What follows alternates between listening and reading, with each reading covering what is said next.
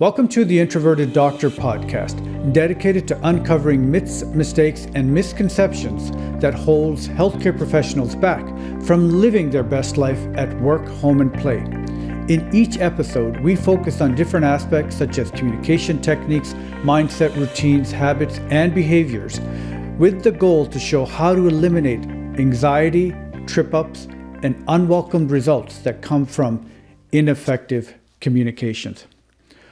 Well, it's been a while, and this has undoubtedly been a year like no other. Many things have changed in our lives, and sometimes it's difficult to define or describe this year.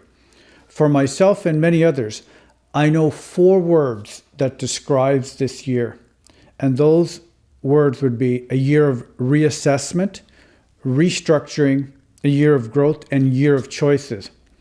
My last podcast was many weeks ago in summer, and I originally had the idea of just taking a few weeks off as we were heading into September with the new academic school year approaching, for the kids. September always seems like a new year to me anyway, because probably all the years of schooling, the beginning of fall, change in weather and sunlight, etc. Now, originally I had planned to take a few weeks off, but the weeks ended up turning into many more weeks, and here we are at the end of December. Now, this year for me and for many people has been a very slow year and a very fast year all at the same time.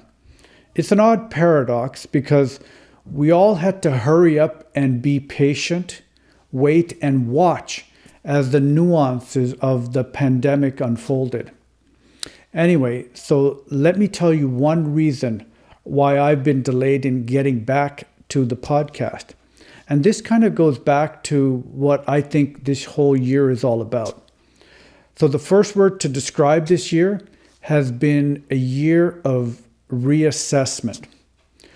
For many people, they've had to re-look at what they've been doing at work, home, and in society. Modifying routines, more online meetings and learning, shuffling priorities, understanding and reawakening old priorities. They've had to address issues of safety and so on. We've had to discover what was important, essential, and what we could do with and what we could do without, and what was it that we needed versus what it was that we wanted. The ongoing of discussion of what it meant to have individual rights versus others' rights, and how our actions or inactions can affect others who are really far removed from you in your own little circle. The second word of the year is restructuring. Essentially, we've had to restructure our schools, our workplace, our habits and routines tremendously. We've had to restructure our mindset to deal with the drama of things locally and globally. There's been many times when people have been very divisive, and that's not unusual in the best of times, but I think the pandemic highlighted and revealed certain inequities that already exist and really brought that to light more than ever. Some positive notes are that cities and communities across the board have looked at how homeless people are being treated and trying to find safe ways to protect them. People are also reevaluating and looking at what it means to have a local community and a global community, and understanding that we're all connected globally. If the pandemic hasn't taught us that, then what has it taught us? Many things. But now we certainly had to look at how we were working and learning, and how we were spending time with one another, whether it's in team meetings or seeing patients or customers. We've appreciated the importance of face-to-face contact as we've moved into a more virtual environment. People are also, they've discovered new interests or awoken old ones. When I took the first few weeks off at the end of August, I ended up spending even more time with the kids and more time outside. I started exploring even more activities such as building a flagstone pathway, putting up a shed. This year, my kids and I made stand-up gardens, and I learned how to garden, which I enjoyed doing tremendously and will continue to do so. I should have done that many years ago. I learned how to use a new type of saw, a scroll saw, which was fun, and then I built some other projects. Now, I have to say, I am one of the lucky ones because not everybody is experiencing this pandemic equally. And there have been real hardships for many people. There has been exceptional uncertainty for many people in terms of their employment, businesses, family dynamics, and health. The ones who have been able to help and or manage successfully have been able to find and focus on things, people, and opportunities that they are truly grateful for.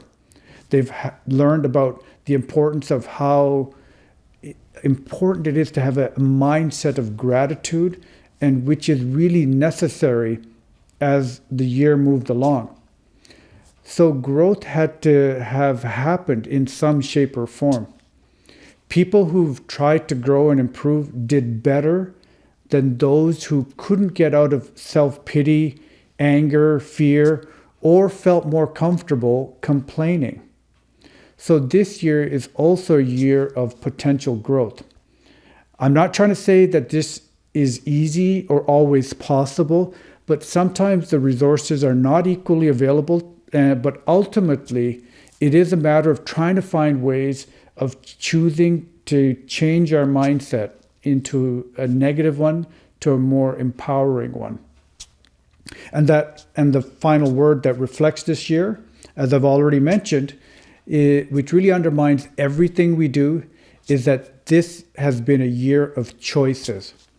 How we interpret and respond to information and events, whether to wear a mask or not, keeping isolated or sending our kids to school or working virtually, if we were lucky to do so, reflects on the choices we make.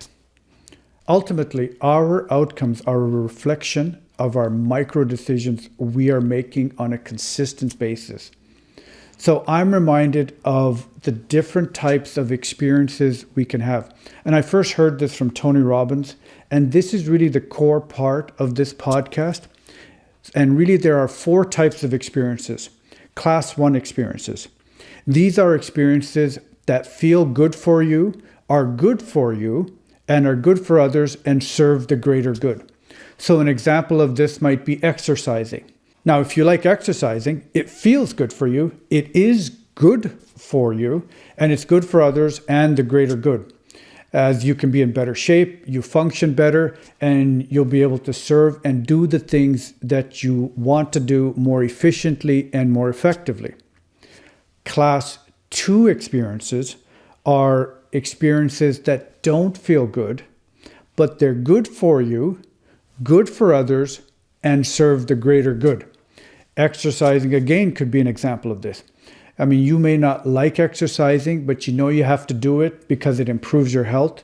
So you do it anyway, and you know it's good for you.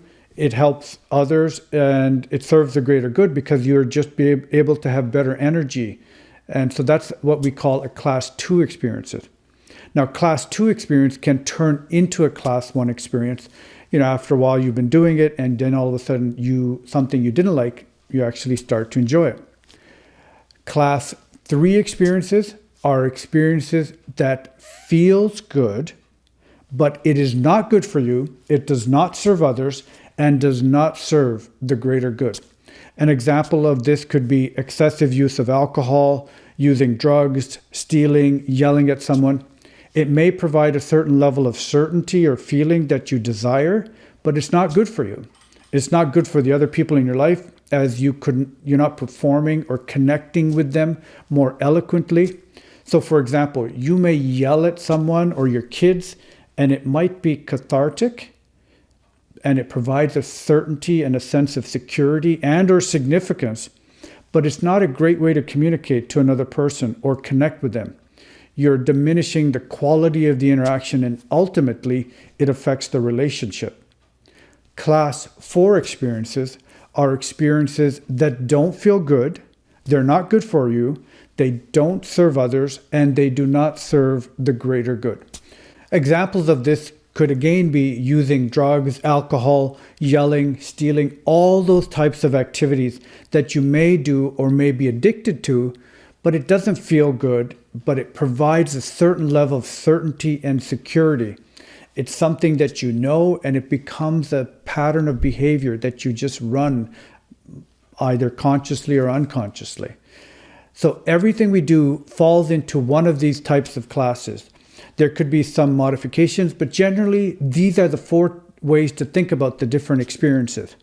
Now, referring to class 1 and class 2 experiences, if you just did all class 1 experiences, which are experiences that feel good, it's good for you and good for others and serves the greater good, you could quickly get bored. There's no sense of variety. That's why it's always good to have some class 2 experiences, because they challenge you and they stimulate growth. You start progressing and you start moving that class 2 experience into class 1 experiences.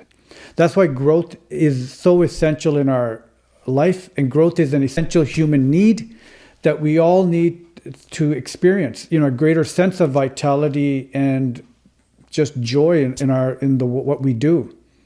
So how does this all relate to everything we do? Well, as we enter into the winter months, and just as seasons cycle from winter, spring, summer, and fall, nothing stays the same and last. We go from ups and downs in that same way. And I think that's always useful to remember when we look at the longevity of things that we do and the actions we take. It's normal to get off course or change course as we move forward. And as cliche as it may sound, the only constant thing is change, and keeping in mind basic fundamental principles that inspires us to live better and behave better helps us and others navigate challenging situations like a pandemic. I want to, wish you and your family a safe and healthy and strong end of 2020. And may 2021 be a year of greater possibilities from all the lessons that we've learned from this year. And I know it's been a long year. Even though it's been a fairly good year overall, I'm ready for 2021. I think most of us are ready to leave 2020 behind. And I just want to say thank you so much for listening, and bless you and your family. And I wish you great health and happiness and a magical 2021. Thank you.